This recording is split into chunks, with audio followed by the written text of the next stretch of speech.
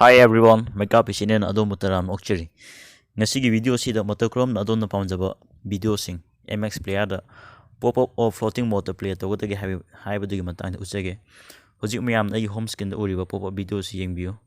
Haiba video si hojik play to jage. Kuraugi mangala nong thanggung yaibada nungsibi video si play to na akoin atopa background da atopa function sing sizinaba yai. Hojik mayam na ubiri bisine.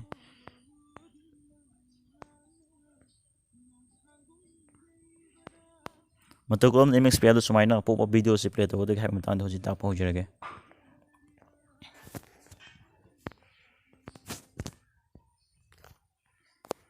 Hojik mayam na home screen da uriba MX player si da hojik changjirage.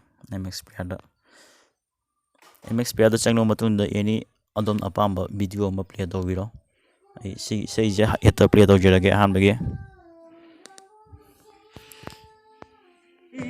numul hanba mikupse loisin khiza pamujai Isai se play to matunda sage khoina left ki top ta uriba greater than symbol se nambiro adugo last but 3 or fast left ki 6 subagi symbol desktop ki symbol se nambiro je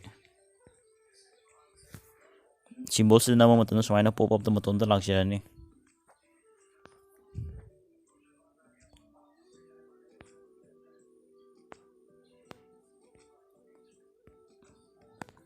pop up the line high MX player sida de khoina equalizer su yaw resida equalizer me am ubiri je equalizer on to biro aduga normal classic dance de flat folk heavy metal de custom da semba adonga pame matungina equalizer su yaw re MX player sigi MX player pro sida MX player pro kada de download to gode have the description so then hapsirake hoji floating video se pop up mode mu play doge me am view